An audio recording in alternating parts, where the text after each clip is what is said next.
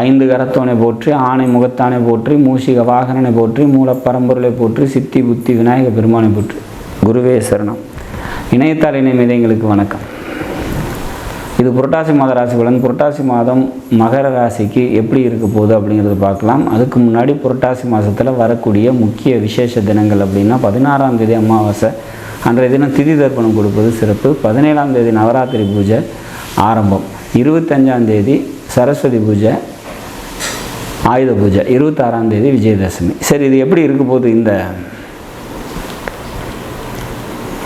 புரட்டாசி மாதம் மகர ராசிக்கு அப்படின்னா, 4ஆம் அதிபதி மற்றும் லாபாதிபதினு சொல்லக்கூடிய செவ்வாய் பகவான் பார்த்திங்கன்னா உங்களோட ராசிக்கு 6ல் இருக்காங்க. 6ஆம் வீட்டில் பாவகிரகங்கள் இருக்கிறது எதிரிகளை வெல்லக்கூடிய ஒரு அமைப்பு. எதிரிகள் யாராவது இருக்காங்கன்னா உங்களை பார்த்து பயப்படக்கூடிய ஒரு அமைப்பு அப்படிங்கிற மாதிரியான ஒரு சுச்சுவேஷன்ஸ். தாயாரோட உடல்நிலைகளில் கூடுதல் கவனத்தோடு இருந்துக்கிறது சிறப்பு. வேலைக்கு போயிட்டுருக்கவங்களுக்கு வேலையில் தேவையற்ற பிரச்சனைகளை சந்திக்கிறதுக்கான வாய்ப்புகள் உண்டு. சரி, பாக்கியஸ்தானத்தில் பாக்கியாதிபதி பரிவர்த்தனை யோகத்தில் இருக்கார். அது சிறப்பான ஒரு அமைப்பு. நினைத்த காரியம் கைகூடும், எடுத்த முயற்சிகள் கை கொடுக்கும் அப்படிங்கிற மாதிரியான ஒரு சுச்சுவேஷன்ஸ்.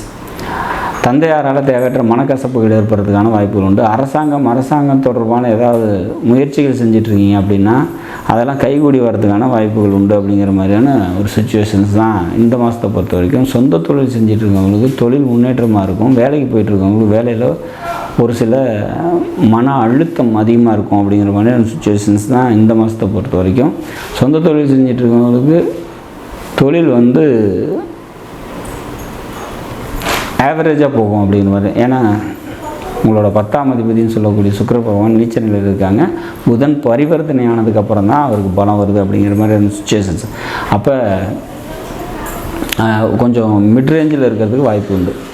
மொத்தத்தில் இந்த மாதத்தை பொறுத்த வரைக்கும் மகர ராசிக்கு எடுக்கக்கூடிய முயற்சிகள் வெற்றியை தரும் அப்படிங்கிற மாதிரியான ஒரு அமைப்பு. ராசிநாதன் வக்ர நிலையில் சஞ்சரிக்கிறதுனால கடின உழைப்பின் மூலம் வெற்றியும் லாபமும் அடையக்கூடிய ஒரு நிலைப்பாடு தான் இருக்கும். நமக்கு சேரக்கூடிய நன்மைகள் சற்று தாமதமாக கிடைக்கும் அப்படிங்கிற மாதிரியான ஒரு சுச்சுவேஷன். மாமன் வழி உறவினர்களால் நன்மைகள் ஏற்படும். எழுத்து, டாக்குமெண்டேஷன், கம்யூனிகேஷன் இது சம்மந்தப்பட்ட நன்மைகள் ஏற்படும்.